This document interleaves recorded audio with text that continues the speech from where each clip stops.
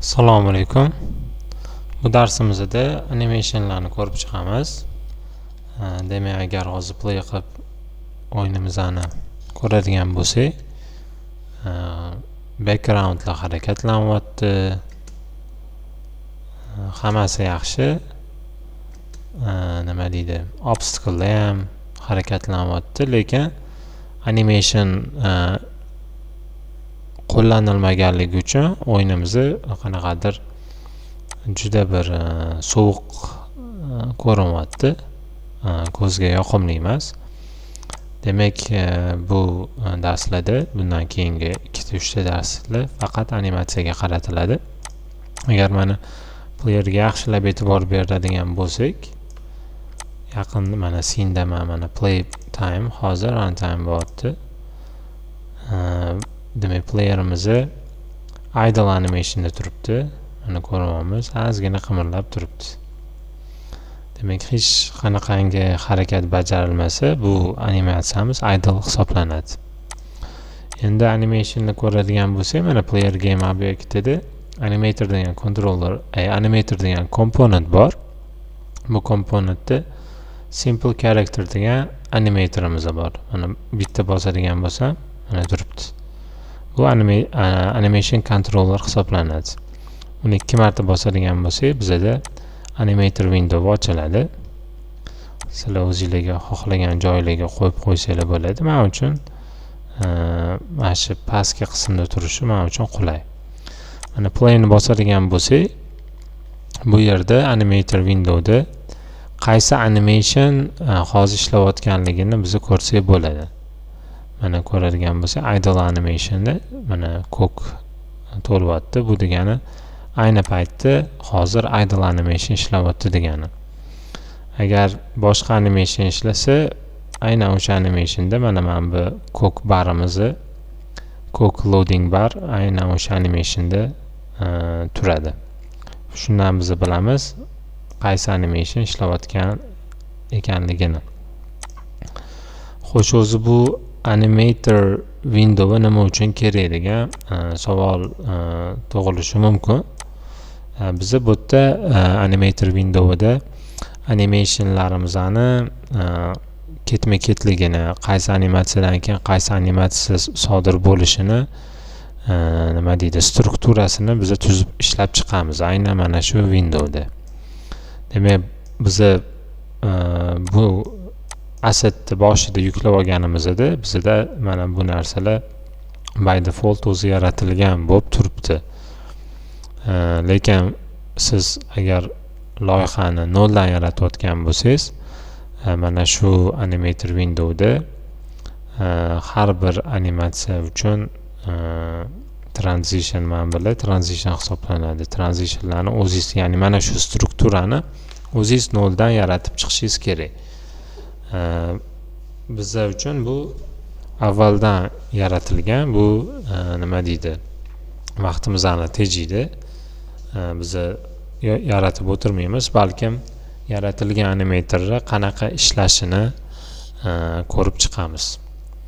Xo'sh, mana ko'radigan bo'lsak, bu yerda exit bor, any state bor. Bularga keyinchalik to'xtalamiz.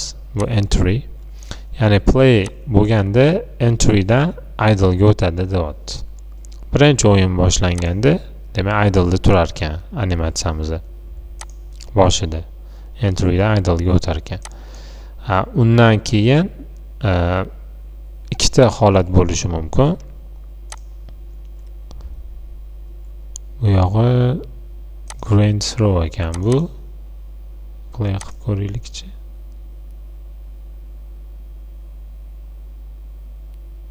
Nimadir otish, menimcha bu mayli, ko'ramiz buni ham. Lekin hozirgi o'yinimiz uchun mana ikkita holat bo'lishi mumkin. Idle dan walk ga o'tadi va walk static ga o'tadi. Va walk, ya'ni yurishni boshladi. Va tezroq yugurtirmoqchi bo'lsak, o'sha walkdan, ya'ni yurishdan bu yugurishga o'tar ekan.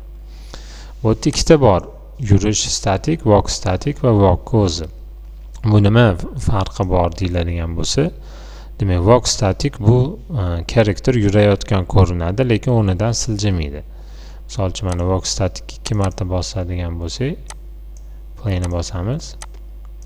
Ya'ni bu yerda playerni nima deydi? Movement'i u joyda turib harakatlanadi walk staticda. Walkda bo'lsa, mana ko'ryapmiz, player harakatlanyapti.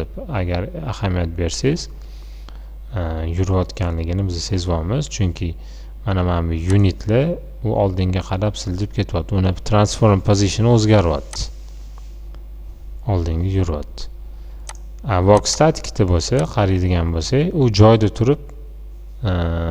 joyda turibdi, ya'ni yurayotgani yo'q. Farqi shunda. Demak, walkda ham animation, ham yurish anaqasi bor. Ham yurish animatsiyasi, ham harakatlanish borda. Qanaqadir aksis bo'yicha bu endi x aksis ko'rsatilgan. Walk staticda bo'lsa faqat animatsiyani o'zi bor, lekin u harakatlanmayapti. Joyda turib animatsiya bo'lyapti-da. Qanaqadir x aksis bo'yicha movement, harakat sodir bo'lmayapti. Agar nima uchun bu ishlatildi deyilsa, qachondir bizga walk static kerak bo'ladi. Biz animatsiyani apply qilamiz, lekin harakatlanishi transform.translate yoki character controller.move metodlari orqali amalga oshiramiz. Oldingi darslarda biz ko'rgan edik, transform.translate degan metod bu nima deydi? Harakatlantirishni amalga oshiradi. Agar walk static qo'llamoqchi bo'lsak, demak, qo'shimcha harakatlanish uchun skript yozishimiz kerak. Walk ko'zini ishlatadigan bo'lsak, harakatlanish uchun kod yozish shart emas, chunki bu animatsiya ham animatsiyani o'zini, ham qanaqadir aksis bo'yicha harakatlanishni o'z ichiga qamrab oladi.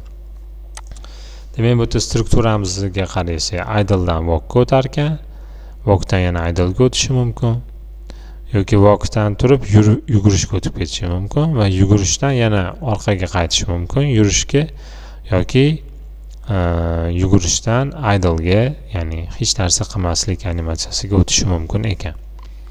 Bu yerda mana ko'radigan bo'lsak, play qiladigan bo'lsak, idle'da turibdi va mana yurishni boshladi. Endi orqaga qaytadigan bo'lsak, yurib turuvdi, endi idle'ga o'tadi.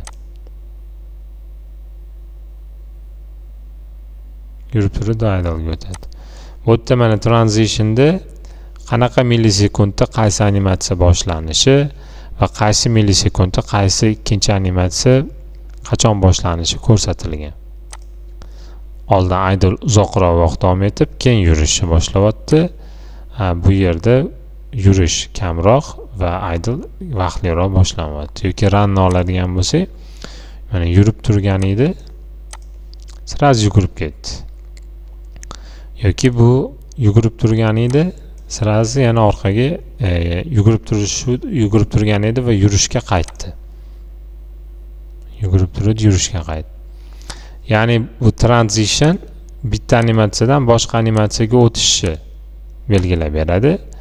Bu yerdagi anaqalar mana bu imina aynan qaysi soniyada qaysi animatsiya tugashi va qaysi soniyada ikkinchi animatsiya boshlanishi yozilgan. Buni har kim o'zi xohlagancha setup qilishi mumkin, o'zgartirish mumkin.